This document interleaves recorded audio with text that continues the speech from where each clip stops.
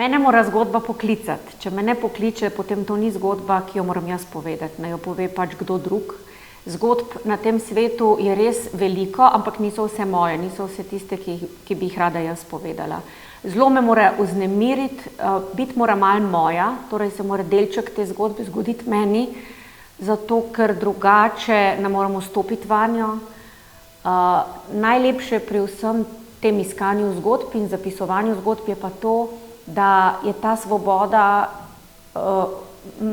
torej, da je ta meja med tistim, kar se je v resnici zgodilo in med tistim, kar si lahko zraven zmisliš, tako zelo prožna, da v bistvu na koncu še sam ne veš točno, kaj si pobral iz svojega spomina in iz svojih izkušenj in kaj si zraven zmislil od tega, kar se je zgodilo drugim.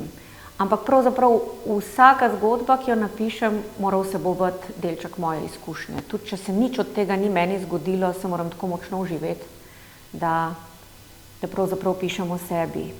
Sem pa po izobrazbi igralka, tako da mi ni težko to uživetje.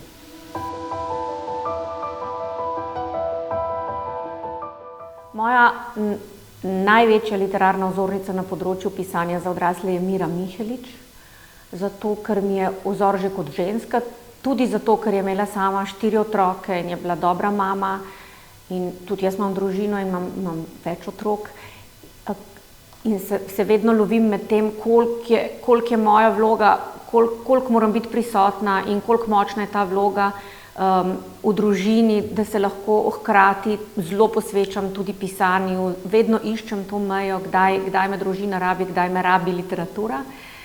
Ona je to odlično vozila, ker je napisala ogromno romanov, hkrati je pa tudi prevajala.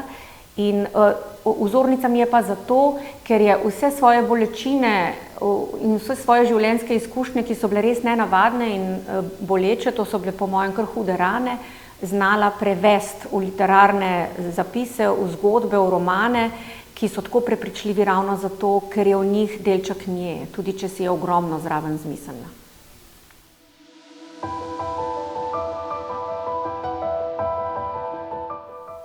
Mislim, da je že samo to, da sem pisateljica postala pri vsem tem svojem iskanju, zato ker sem po izobrazbi igralka in sem bila to z vso vnemo, ko sem začela, ko sem študirala igro, sem bila z vso vnemo igralka in sem si tudi želela vse življenje ostati igralka.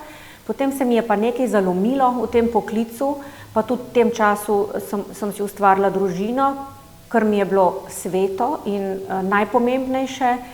In takrat sem pustila gledališče in se odločila, da bom postala pisateljica. Nič nisem sploh oklevala, jaz sem rekla, zdaj bom pa jaz postala pisateljica in sem začela. S tem, da je bila to vedno moja želja, ampak je bilo preveč nekih zavor, pa nisem vedela, o čem sploh, pa kaj bi sploh človek še moral povedati v tem svetu, kjer je vsega preveč. Tako da se mi zdi največji literarni dosežek to, da sploh sem kaj napisala.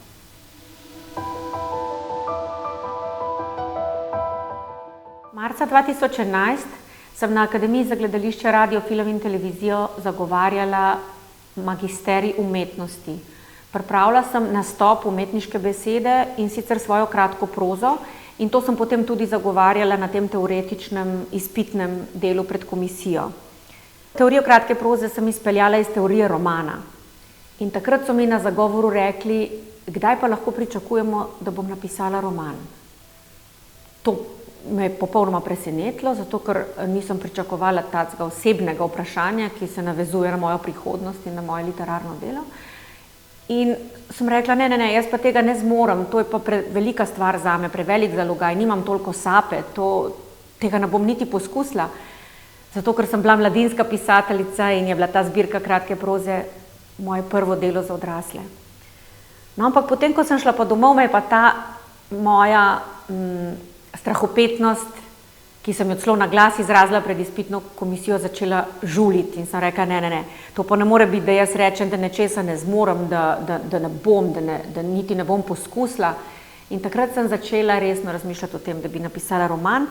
Naslednji dan sem malo pobrskala po internetu in našla natečaj Modra ptica, ki je bil takrat razpisan prvič in sicer za roman za odrasle. Tako da to je bil pa potem tako vzgib, da da sem se kar lotila, zgodbo sem pa že dolgo nosila v sebi.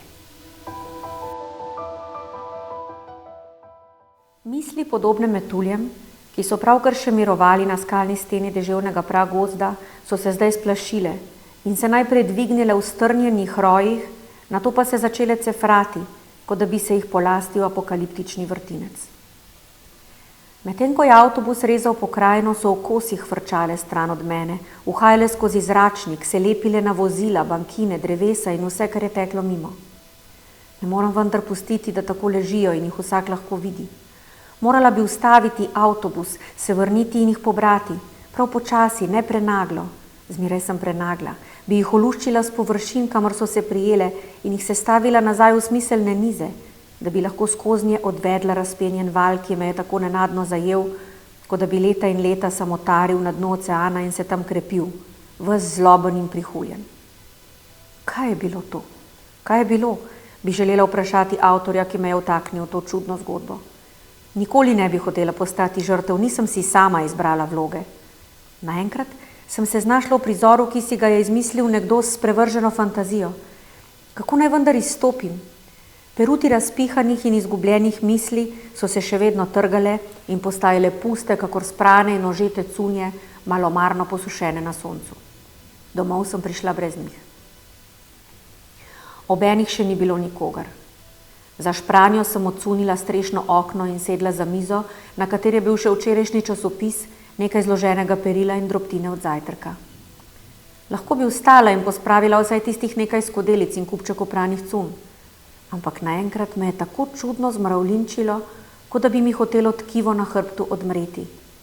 In rezek vonj, ki mi sploh ni bil znan, je priplaval od mene, od moje obleke.